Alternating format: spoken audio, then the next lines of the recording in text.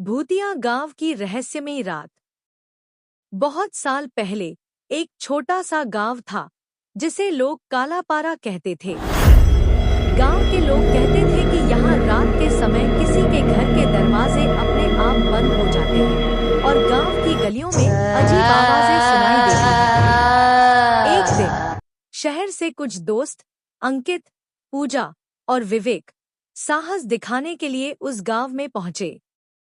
गांव बिल्कुल सुनसान था और हवा में अजीब सी ठंडक थी। गांव के बुजुर्गों ने चेताया था, रात को यहाँ मत रहो या फिर तुम गायब हो सकते हो। मगर शहर के दोस्तों ने मजाक समझा और रात में गांव के पुराने मंदिर की ओर चल दिए।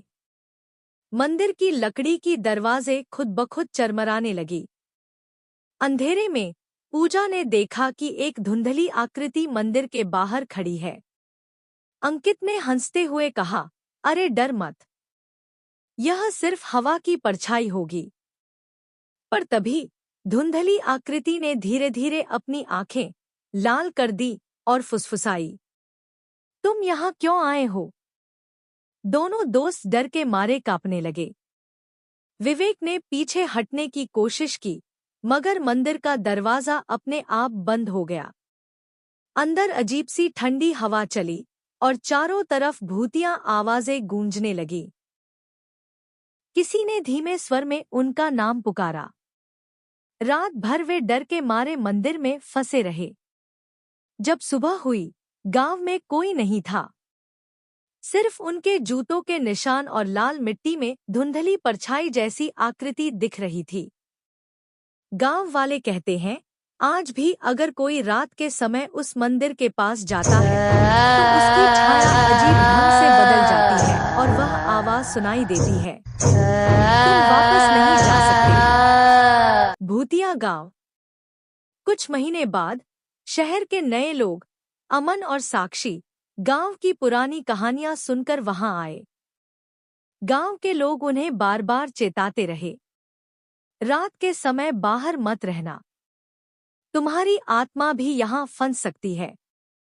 अमन और साक्षी ने यह चेतावनी मजाक समझी और रात में वही पुराना मंदिर देखने चले गए।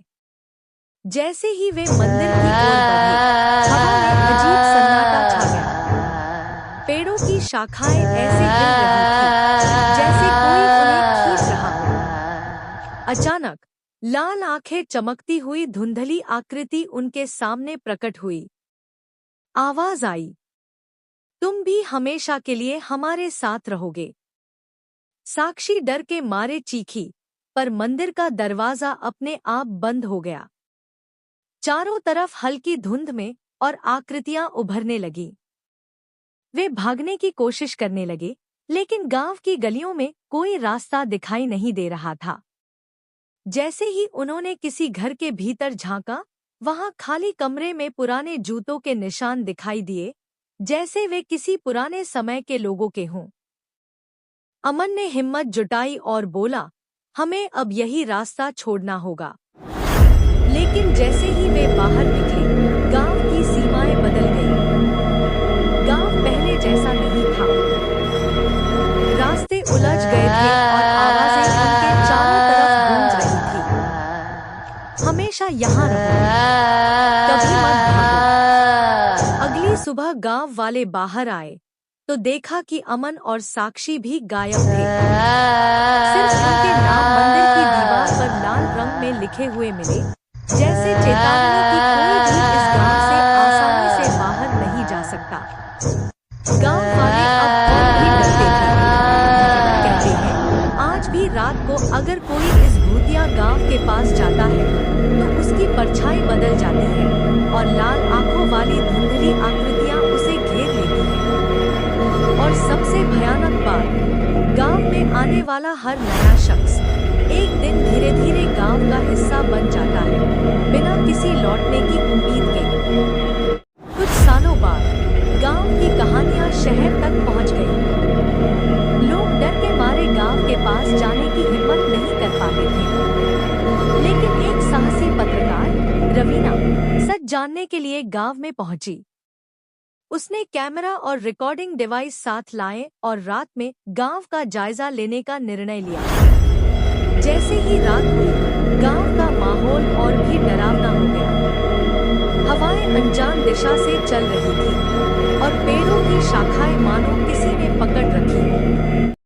रवीना जैसे ही मंदिर की ओर बढ़ी, उसने देखा कि पुराने समय की धुंधली परछाइयां उसके चारों तरफ घूम रही हैं। वो रिकॉर्डर चालू करके बोली, अगर कोई सुन रहा है, मुझे मदद चाहिए। तभी लाल आंखों वाली आकृति सामने प्रकट हुई और फुसफुसाई, तुमने हमें खोजा, अब तुम भी हमेशा यहाँ रहोगी। रवीना भागने लगी, पर गांव की गलियां अचानक बदल गईं। कोई रास्ता शहर तक नहीं दिख रहा था। उसके कैमरे में देखा कि गांव की दीवारों पर कई नाम लाल रंग में उभर रहे थे।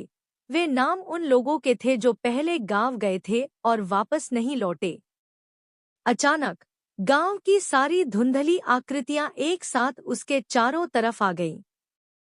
आवाजें गूंज रही थी, शहर से आए लोग, हमारे साथ रहो, लौटना असंभव है।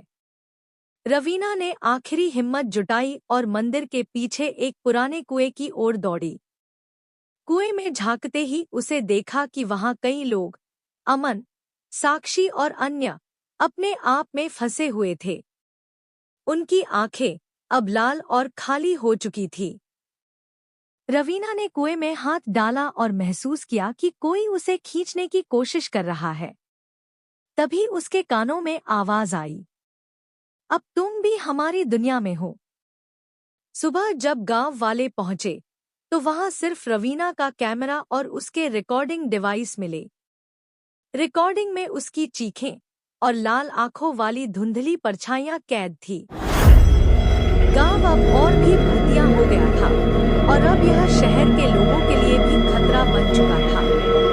कहते हैं, अगर कोई रात में गांव के पास जाता है, तो वह केवल गांव नहीं देखता, बल्कि अपनी परछाई में गांव की धुंधली परछाइयां भी देखता है और एक दिन वह भी कहीं खो जाता है। कहानी अब गांव से बाहर फैल गई थी। शहर के लोग डर के मारे रात को घरों से नहीं निकलते थे। लेकिन एक युवा इतिहासकार अर्जुन भूतिया घटनाओं की सच्चाई जानने के लिए गांव पहुंचा। उसने गांव के बुजुर्गों से भी चेतावनी सुनी, रात के समय मत रहना। यह गांव सिर्फ जगह नहीं, एक जीवित शक्ति है। अर्जुन ने बुजुर्गों की बातों को अनसुना किया और रात में गांव के केंद्र, पुराने मंदिर की ओर चल दिया। जैसे ही उसने कदम रखा, गांव के चारों ओर धुंधली परछाइयां गूंज उठीं। पेड़ों की शाखाएं मानो हाथ बन गई हों और हवा में लाल आंखें चमक रही थी। अर्जुन ने रिकॉर्डिंग डिवाइस खोला और कैमरे को चालू किया। तभी मंदिर के बाहर से आवाज आई, शहर को हमारे साथ जोड़ दो या फिर सब खो जाएगा। अर्जुन घबरा गया, पर तभी महसूस किया कि गांव की सीमाएं बदल रही हैं। गांव धीरे धीरे शहर की तरफ फैलने लगा। सड़कें, पार्क और घर सब गांव की धुंधली परछाइयों से ढकने लगे। शहर वाले धीरे धीरे गायब होने लगे। अर्जुन ने देखा कि कुएं में अब न केवल पुराने लोग, बल्कि शहर के लोग भी फंस रहे थे। उनकी आंखें लाल हो रही थी और आवाजें धुंधली परछाइयों में बदल रही थी। अर्जुन ने आखिरी हिम्मत दिखाकर मंदिर के अंदर छिपने की कोशिश की। वहां उसने देखा कि धुंधली आकृतियां मिलकर शहर की ओर बढ़ रही हैं। गांव अब केवल गांव नहीं था, यह एक जीवित, बढ़ता हुआ साया बन चुका था। सुबह हुई और शहर का एक हिस्सा गांव में बदल चुका था। जो लोग बाहर थे, उन्होंने देखा कि सड़कों पर केवल धुंधली परछाइयां और लाल आंखों वाली आकृतियां घूम रही थी। किसी ने भी वापस नहीं देखा। कहते हैं, आज भी अगर कोई शहर के उस हिस्से के पास जाता है, तो उसकी परछाई बदल जाती है और वह धीरे धीरे भूतिया गांव का हिस्सा बन जाता है। और जो सबसे डरावनी बात है, यह गांव कभी स्थिर नहीं रहता।